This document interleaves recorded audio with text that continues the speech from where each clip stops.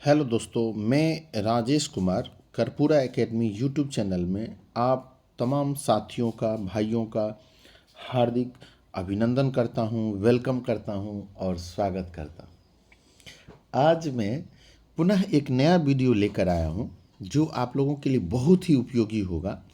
चूँकि economics paper में बहुत ही कम आपको वीडियो दिखाई देंगे और मैं यह वीडियो बिहार बोर्ड द्वारा जो जारी किया गया मॉडल पेपर है उसका सेट नंबर 3, 1 और 2 मैंने इससे पहले जारी कर दिया था। अब मैं 3 लेकर आया हूँ।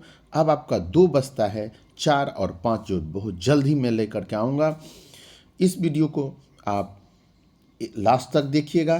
इसमें से लगभग 20-25 ऑब्जेक्टिव जरूर आने की संभावना है। जितने भी सेट हैं सब सेट को आप ध्यान से अगर देखिएगा तो मिला करके आपको 100 मिल जाएंगे। आपको बाहर से देखने की आवश्यकता, कुछ और देखने की आवश्यकता नहीं पड़ेगी ऑब्जेक्टिव टाइप क्वेश्चन में।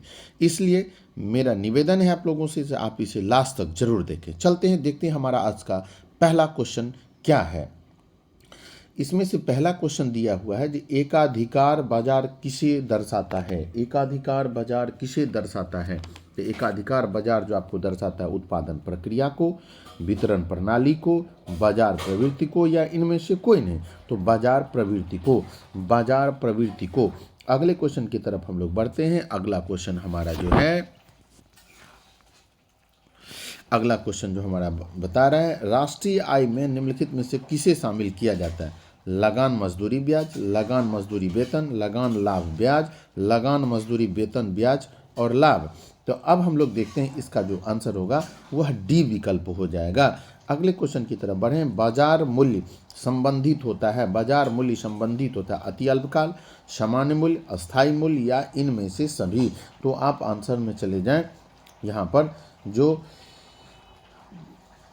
बाजार मूल्य जो संबंधित होता है वह अति अल्पकालीन मूल्य से। मांग में परिवर्तन के निम्नलिखित में से कौन सा कारण है? मांग में परिवर्तन से निम्नलिखित में से कौन सा कारण है? उपभोक्ता की आय, संबंधित वस्तुओं की कीमत परिवर्तन, जनसंख्या वृद्धि या उपर्युक्त सभी। तो उपर्युक्त सभी इसका आंसर हो जाएगा। अगले क्वेश्चन की तरफ हम लोग बढ़ते हैं। किस प्रकार की वस्तुओं के मूल्य में कमी होने से मांग में वृद्धि होती है? अनिवार्य वस्तु, आरामदायक वस्तु, विलासिता वस्तु या इनमें से कोई नहीं। तो आपका यहाँ पर आंसर हो जाएगा अनिवार्य वस्तु। अनिवार्य वस्तुएं। किस बाजार में वस्तु विभेद पाया जाता है? किस बाजार में वस्तु विभेद पाया? शुद्ध प्रतियोगिता, पूर्ण प्रतियोगिता, एकाधिकार या एकाधिकार प्रतियोगिता। तो आप यहाँ पर चले जाएं, एकाधिकार प्रतियोगिता, डी विकल्प में चले जाएं। अगले क्वेश्चन की तरफ हम लोग बढ़ते हैं। वस्तु विनिमय प्रणाली के अंतर्गत निम्न में कौन सा लाभ होता है?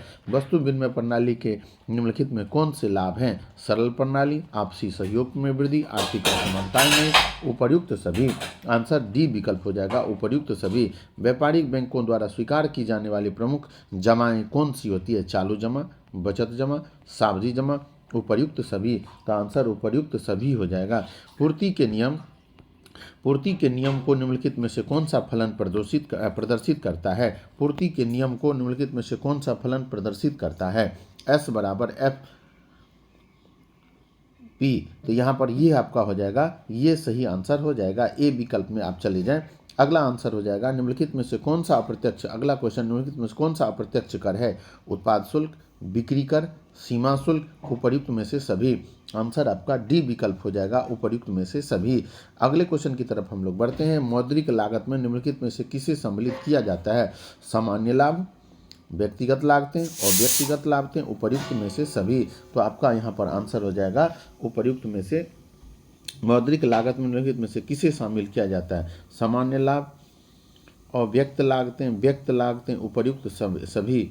तो मौद्रिक लागत में व्यक्त लागतों को शामिल किया जाता है, व्यक्त लागतों को शामिल किया जाता है।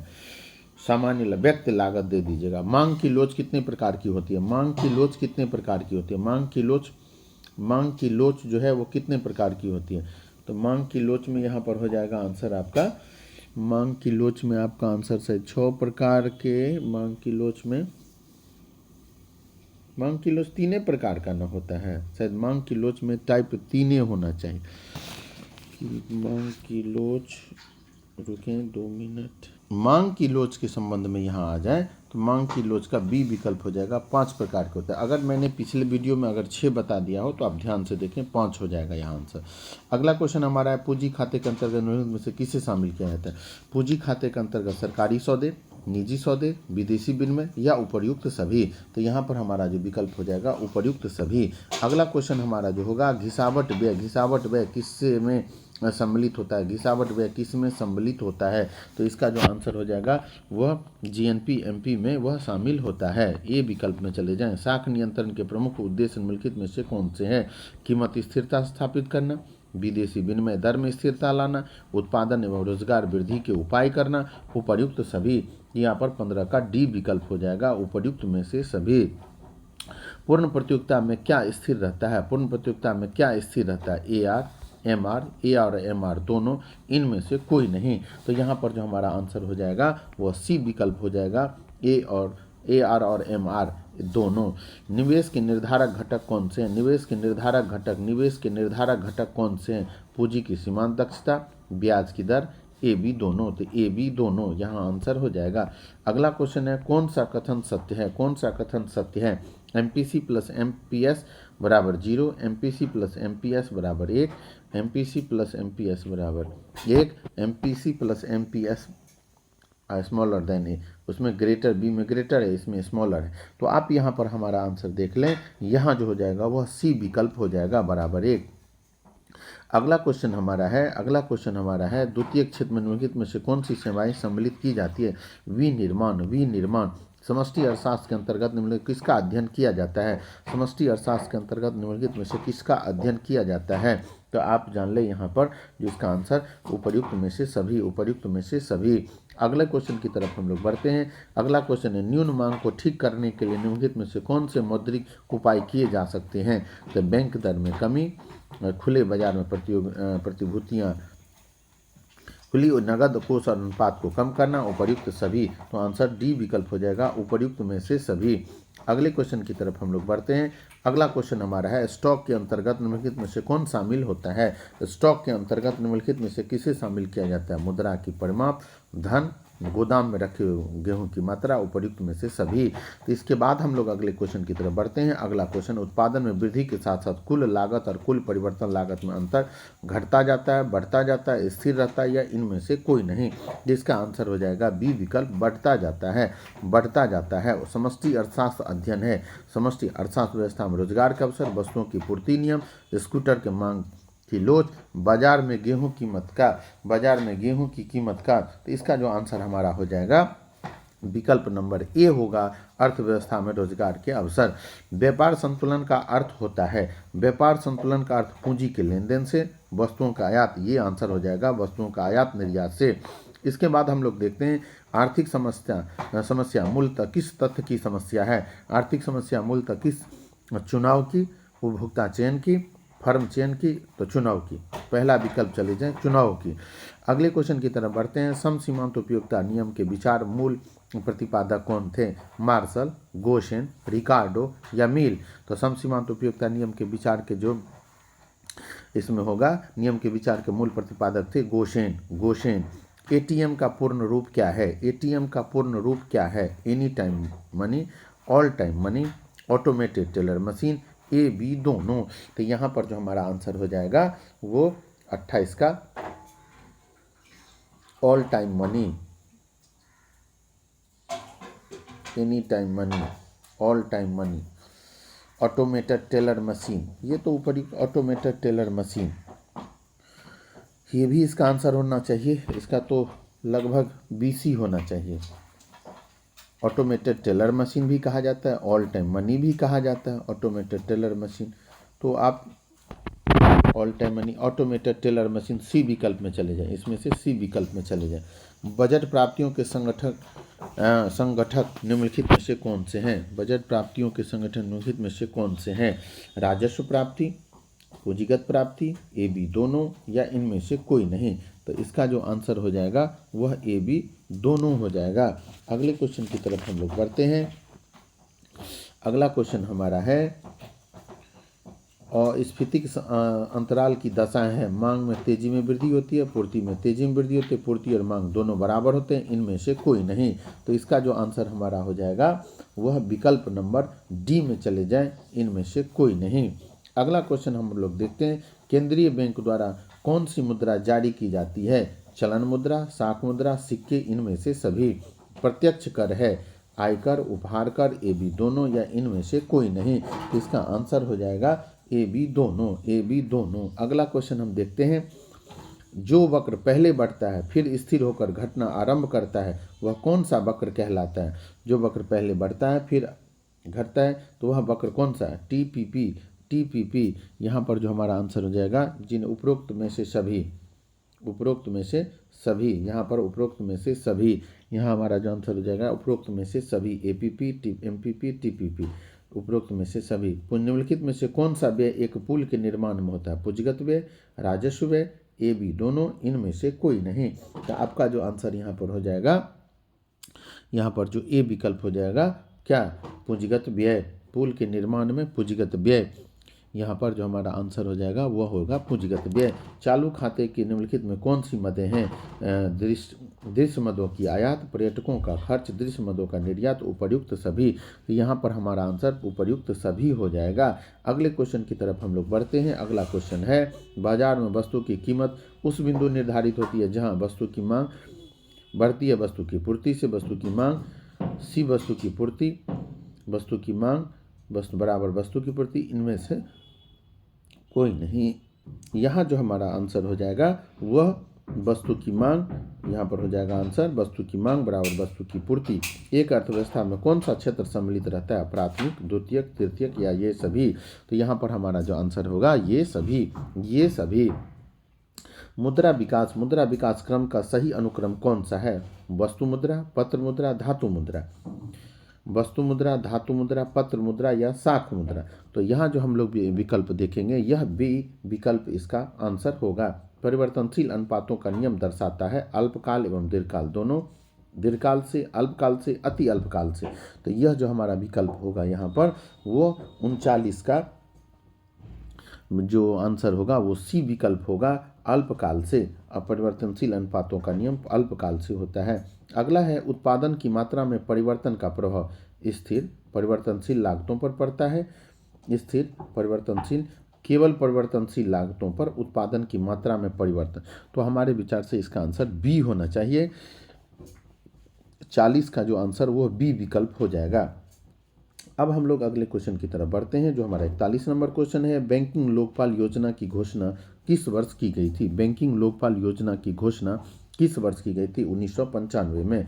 भारतीय बैंकिंग प्रणाली का संरक्षक कौन है? भारतीय बैंकिंग प्रणाली का संरक्षक कौन है? तो reserve bank of India, reserve bank of India, reserve bank of India. पूर्ति स्वयं मांग का सृजन करती है। किसने कहा? पूर्ति स्वयं मांग का सृजन करती है। इसका जो आंसर हो जाएगा जेबीसी ने कहा था, जेबीसी ने कहा था। कौन सा कथन सत्य है? कौन सा कथन सत्य है? तो यहाँ पर जो हमारा आंसर हो जाएगा एमपीसी बराबर एमपीसी प्लस एमपीएस बराबर 1, एक, ये हमारा आंसर हो जाएगा। किन्स का रोजगार सिद्धांत निम्नलिखित में से किस पर निर्भर करता है? किन्स का रोजगार सिद्धांत निम्नलिखित में से प्रभावपूर्ण मांग, पूर्ति, उत्पादन क्षमता, इनमें से कोई नहीं। तो यहाँ पर 45 का ए आंसर हो जाएगा। अगले क्वेश्चन की तरफ हम लोग बढ़ते हैं। ट्रेटेड इकोनॉमिक पॉलिटिक नामक पुस्तक के लेखक कौन है?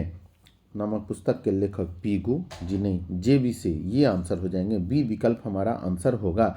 अगले क्वेश्चन की तरफ, आय और उत्पादन के संतुलन स्तर पर सामूहिक मांग में वृद्धि होने पर निम्नलिखित में किसमें वृद्धि होती है? रोजगार, उत्पादन, आय, या इनमें से सभी। का आंसर आपका डी हो जाएगा, इनमें से सभी। अतिरेक मांग उत्पादन होने से निम्नलिखित में से कौन सा कारण है? सार्वजनिक व्यय में वृद्धि, मुद्रापूर्ति में वृद्धि, करों में वृद्धि, इनमें से सभी। तो इनमें से सभी आंसर हो जाएगा। अगले क्वेश्चन में आते हैं, बजट में हो सकता है आगम घाटा, वित्तीय घाटा, प्रारंभिक घाटा, इनमें से सभी। तो इसका आंसर डी हो जाएगा, इनमें से सभी। भुगतान शेष के अंतर्गत निम्नलिखित में कौन सी मदें सम्मिलित होती है?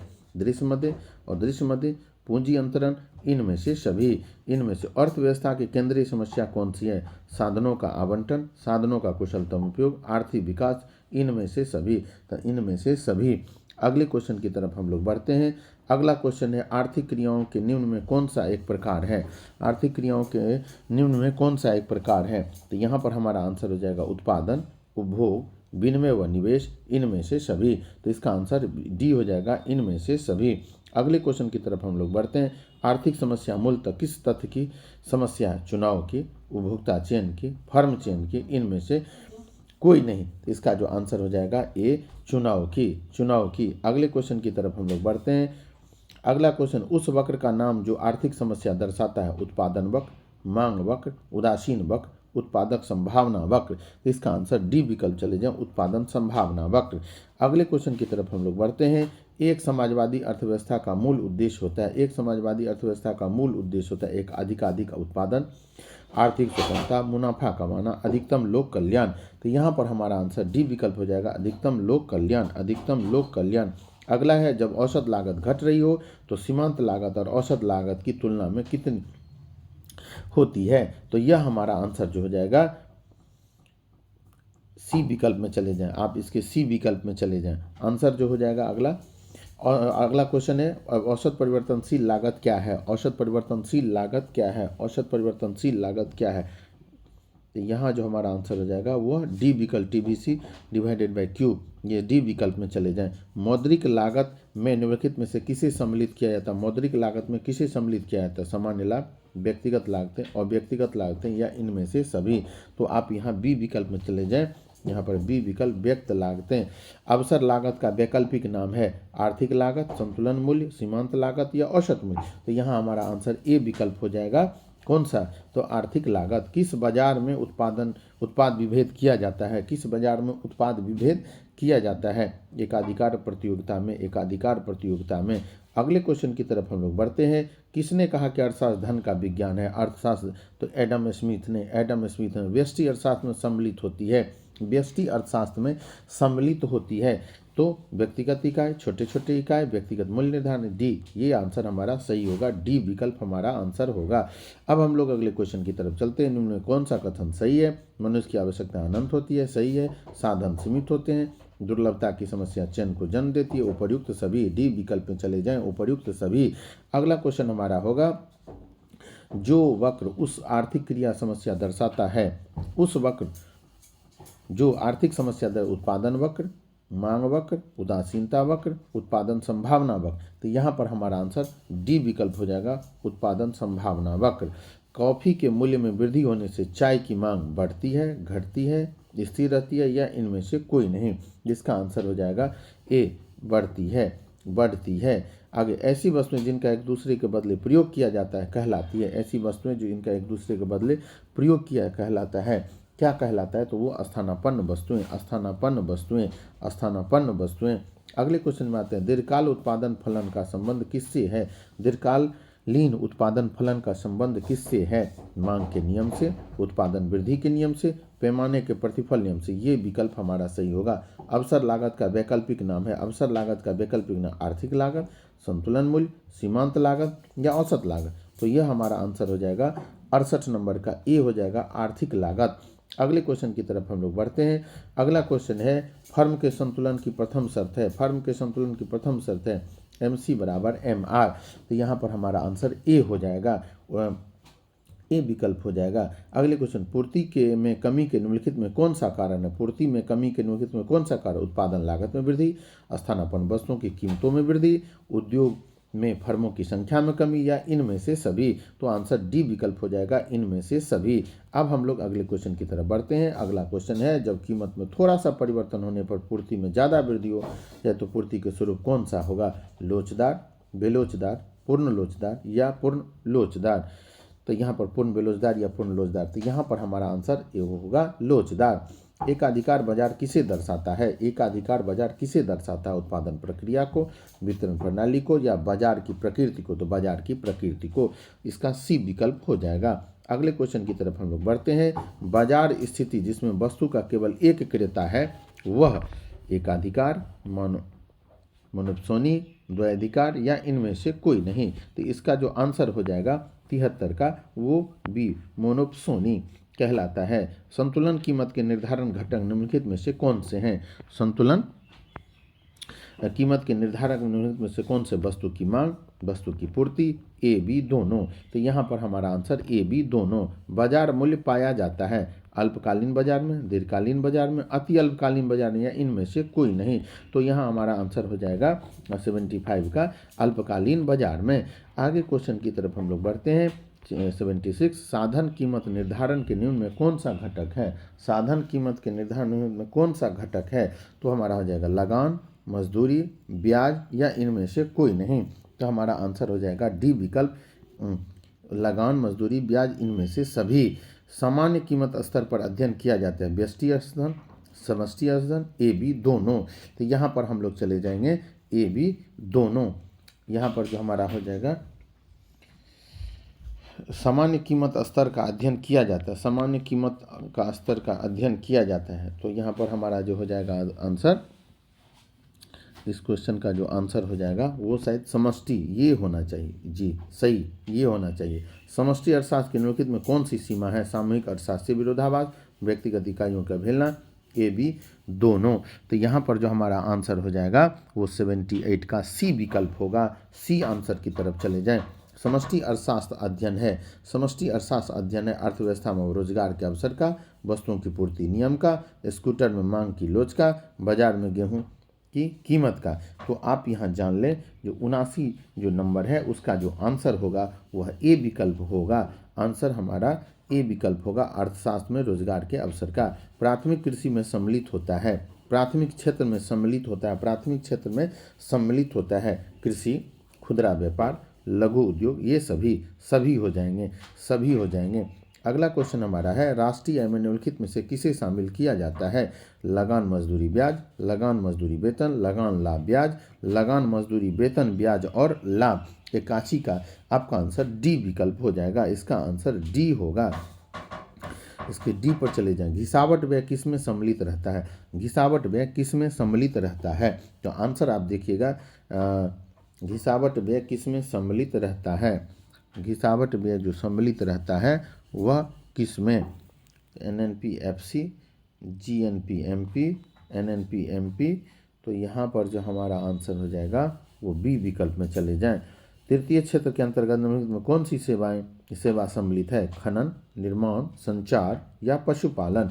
तो यहाँ पर हमारा विकल्प सी हो जाएगा, संचार। आगे बढ़ते हैं हम लोग। अगला क्वेश्चन जो हमारा होगा 84, वो देखते हैं क्या है। लाभ के निम्नलिखित में कौन सा घटक है? लाभ के निम्नलिखित में कौन सा घटक है? लाभांश, अवितरित लाभ, निगम कर, इनमें से सभी। तो यहाँ पर हमारा जो आंसर हो जाएगा वो इनमें से सभी। मुद्रा का कार्य है विनिमय का माध्यम, मूल्य का मापक, मूल्य का संचय, इनमें से सभी। डी विकल्प हो जाएगा। अगले क्वेश्चन की तरफ जाएंगे। किसने कहा मुद्रा वह है जो मुद्रा का कार्य करे? तो हॉटले ब्रदर्स ने। डी विकल्प में चले जाएं। इसका डी विकल्प हो जाएगा हॉटले ब्रदर्स। जनता का बैंक कौन सा है? जनता का बैंक कौन सा है? तो वह व्यापारिक बैंक है। जी सही। केंद्रीय बैंक, जी ए बी दोनों, ए बी दोनों। अगले क्वेश्चन की तरफ हम लोग बढ़ते हैं। साख मुद्रा का विस्तार होता है जब CRR घटता है, बढ़ता है, ए बी दोनों। तो यहाँ पर हमारा जो आंसर हो जाएगा ए घटता है। रिजर्व बैंक ऑफ इंडिया की स्थापना हुई थी 1935। मौद्रिक नीति का संबंध है सार्वजनिक व्यय से, करों से, सार्वजनिक ऋण से, खुले बाजार की क्रियाओं से। तो यहाँ पर 90 का डी, खुले बाजार की क्रियाओं से। अगला क्वेश्चन हमारा है बैंकिंग लोकपाल योजना की घोषणा कब हुई थी? 1995 में। 1995 में। भारतीय बैंकिंग प्रणाली का संरक्षक होता है रिजर्व बैंक ऑफ इंडिया। भारतीय बैंकिंग प्रणाली का संरक्षक रिजर्व बैंक ऑफ इंडिया। पूर्ति स्वयं मांग का सृजन करती है, पूर्ति स्वयं मांग का सृजन करती है। किसने कहा था? तो JB से ने कहा था, JB से ने कहा था। अगला क्वेश्चन हमारा जो है 94, कौन सा कथन सत्य है? कौन सा? MPC + MPS = 1, MPC + MPS = 1, ये हमारा सी विकल्प हो जाएगा। अगले क्वेश्चन पे किन्स का रोजगार सिद्धांत निम्नलिखित में से किस पर निर्भर करता है? किन्स का रोजगार सिद्धांत निम्नलिखित में से किस पर? प्रभावपूर्ण मांग पर। ट्रेंड इकोनॉमिक पॉलिटिक नामक पुस्तक किसने के लेखक कौन है? तो JB से, JB से। अगले क्वेश्चन की तरफ हम लोग बढ़ते हैं। उत्पादन एवं आय के संतुलन स्तर पर सामूहिक मांग में वृद्धि होने पर निम्नलिखित में से किस में वृद्धि होती है? रोजगार, उत्पादन, आय या इनमें से सभी। तो हमारा आंसर डी हो जाएगा, इनमें से सभी। अतिरिक्त मांग उत्पन्न होने के निम्नलिखित में से कौन से कारक हैं? सार्वजनिक व्यय में वृद्धि, मुद्रा की पूर्ति में वृद्धि, करों में कमी या इनमें से सभी। तो हमारा आंसर डी हो जाएगा, इनमें से सभी। अगला क्वेश्चन है बजट में हो सकता है, बजट में हो सकता है आगम घाटा, वित्तीय घाटा, प्रारंभिक घाटा या इनमें से सभी।